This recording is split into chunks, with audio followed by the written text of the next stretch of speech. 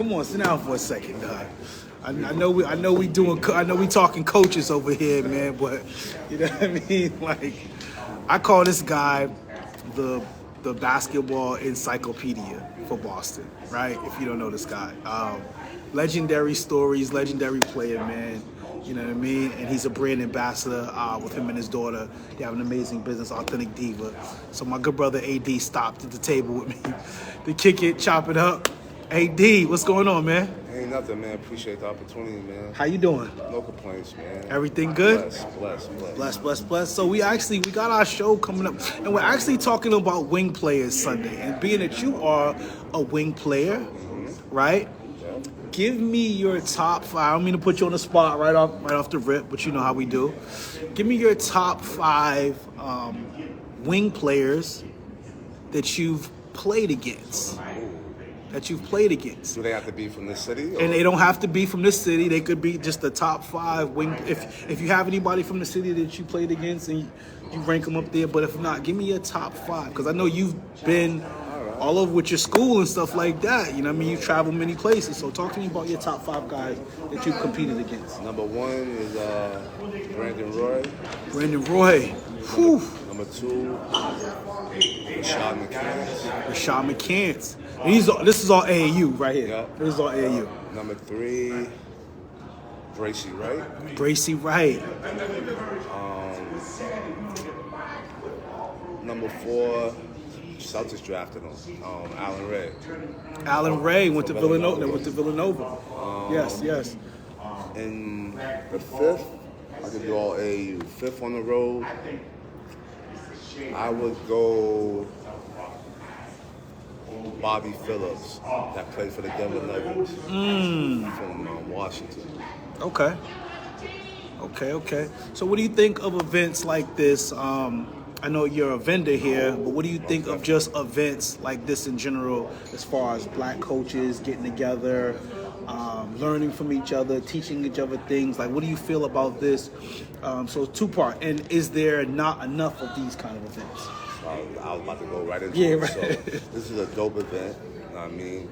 Shout out to Kari for doing it. Kari. You know what I mean? What up, Kay? Definitely, giving vendors the opportunity to, black businesses especially, the opportunity and the platform to advertise their merch or whatever they got going on. Yeah. And then on top of it, we got the coaches, all black coaches coming from the girls' side. We just had the Harvard women's coach. She was the first one that sat down and interviewed with me. We have a few black, strong black kings in there, and the second part of it, we need to do more of it. It should be more than an annual event. Maybe we could do it 3 to 4 times a year. Yeah. You know what I mean? Every season. I know, and it will open it up for other coaches that could do it. You know what I mean? So, this high school and college season that's about to start up, this is for them. Right. You know what I mean? Then, you might have some of the top AAU coaches, AAU programs. Right. You know what I mean? Black programs, expressions. The list goes on. Come by. Or even if they're not black, just coaches in general. Right. Come by, AAU coaches. You know what I mean? We just need to get better in all aspects of coaching. Absolutely. So do you have any favorite coaches that you've played for, right? And if so, from high school, AAU, throughout your career. Well, right, from middle, let's just start from middle school with the Irvin, and let's just go all the way up to Lawrence Academy. all Right. So I want you to mix in your favorite coaches that you've had, that you've really learned a lot from, not just on the court but off the court as well. Like, they gave you a good balancing act of both worlds. Great question. So the first, like you said, middle school, he's the only man I ever called coach. Leonard Brown. Brown, the legendary coach. Yes, sir. Middle school coach. Yeah. 15. Give me one second. I know, it's home. So, The real boss right there. so, what was the question again? She got So I know your top coaches, right? Yeah, so starting from middle school Yep. to So- through Lawrence Academy through high school. So Leonard Brown, grateful for Leonard Brown, and he's the only man I call coach. Every other coach I play for, I got nicknames for, and I call them by their first names. To be honest with you, Leonard Brown was the first coach to ever humble me. When I was in 6th grade, I started in regular season. And then we made the postseason, Final Four, and I didn't play. Wow. You know what I mean? So I went Didn't to- play at all? At all. At all. Wow. At all. You know what I mean? Brought my father out. You know what I mean? My pops asked me, why you ain't play? I'm like, I don't know. Like, how you go from starting and not playing? That's crazy. So, Yeah, that's crazy. I asked him. I'm like, yo, Mr. Brown, why didn't you play? He's like, you really want to know? I'm like, I definitely want to know. Right. He's like, you don't work hard enough. I'm like, what you mean? He's like, yeah, you think you're entitled because you're better than most of our 8th graders. You know what I mean? You think that like you're just supposed to be obligated to play because you are more talented than mostly everybody. So we won the middle school championship, but I didn't play. Wow. We beat Sean Hines in the King. How good was your team if you weren't on the team playing in the championship, but y'all still won? Well, at that time, our best 2 players were Lester Robinson and Andre Rollins. Wow. Those were our best 2 players. Yeah, Lester and Yep. I mean, I don't want to get upset. Lester's probably one of the best middle school players that I've ever saw play in my life. Yeah, like, I mean, he He's set like- the bar for me. You know what I mean? And that's why Mr. Brown so beloved for me. Like, once he said it, I told Mr. Brown, told Lester, I'm going to chase it. Wow. Couple other coaches you could mention, like you said your middle school coach. Yep. I will go with Pumpkin. Pumpkin, yes. I'll definitely go with Pumpkin. He San gave me- Antonio Good and the legend. He gave me an attitude to not settle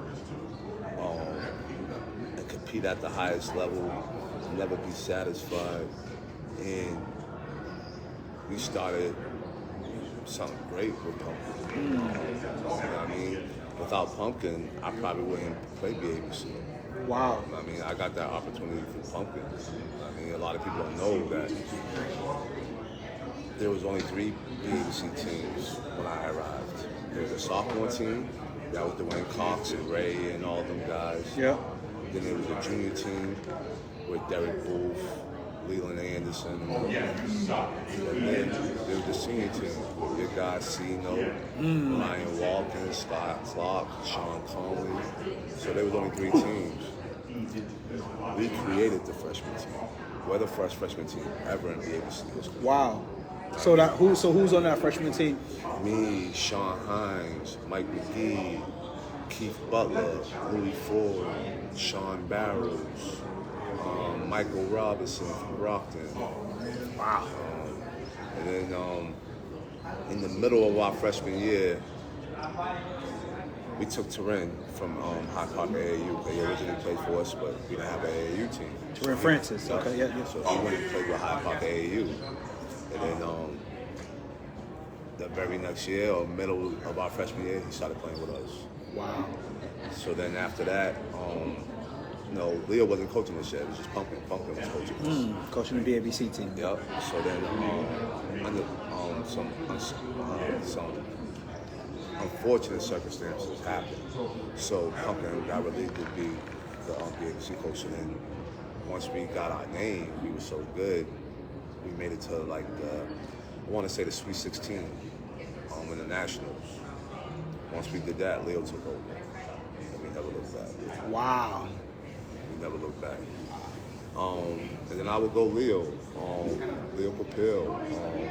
Leo taught me how to play the game as a pro.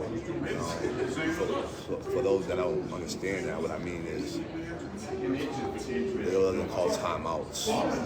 He lets you figure it out, kind of stuff. He lets you like- figure it out on and some it's Phil like- Jackson shit. On some Not, Phil Jackson not even stuff. Phil Jackson, more of like college. So like a lot of people don't know this. College, there's TV timeouts. Yep. And they happen every 4 minutes. Yep. So 20, 16, 12, 8, 4, halftime. That's how it goes, right? So he taught us how to play the game in runs. runs for a minute. Intervals. You know what I mean? If you have 4 runs of you scoring 26-2, who cares? Like, who cares about anything else? Wow, okay.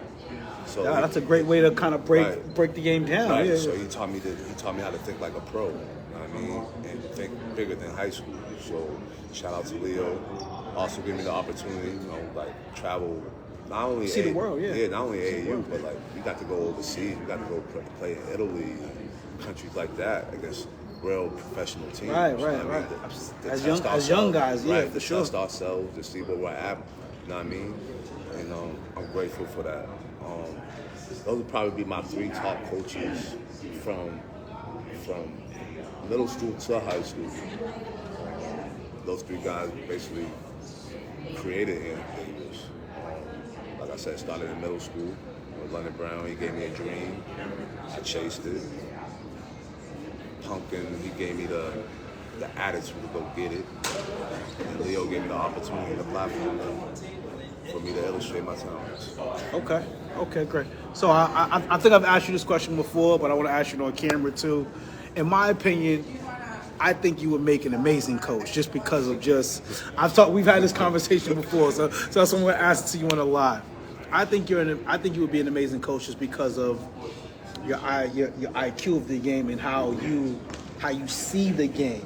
Right. Is there ever any chance that AD would be a coach on any level? Now I know you ref, you know what I mean. Is there any chance on any level that you would coach the game? I would never say, to answer that, I would never say never. Okay. Right now, I'm an educator. Yep, absolutely. I have my daughter's business to run. Yep. I'm a basketball ref, so Busy guy. I'm a real busy guy. But my daughter's also getting older, Yep. and I know that. So the less she needs of me, is more. It looks the arrows are pointing forward, towards coaching. Is there any level I would want to coach at? Particular, any level in particular in which you could see, like you're like, well, I like to coach middle school, I like to coach high school. You know what I mean? Like maybe elementary school. I'm not sure. 5th graders or something like that. You know what I mean? At the end of the day, I'm an educator, so I feel like I'm coaching anyway. Right, absolutely. In life, not just in sports. Yep. So Yes, sir. I don't really have a preference of age. Okay. You know what I mean? Okay. I would love to, if I was the coach though, I would love to be a collegiate coach. It doesn't have to be head coach. It doesn't, I could be a 3rd or 4th assistant. You know what I mean? Sometimes it's just about the experience and the knowledge you gain out of it. Like you said, I love basketball. I love sports in general. Right. So I try to soak as much knowledge up from the past to now. With all the games changing, the people changing, you got to be able to adapt. So Absolutely. I'm trying to. When you started with BABC, right, there was not a lot of AAU teams at the time. Right. It was like you count on one hand and probably take your thumb away and it'd probably be.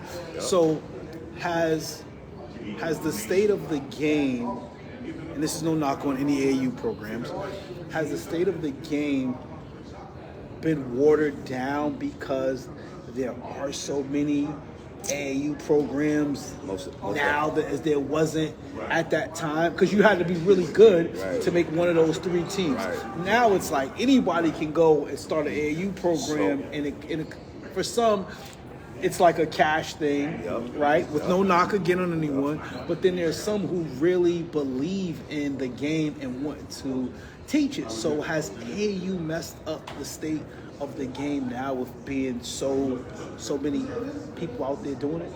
What I think the AAU should do, they should make it into levels now. You know what I mean?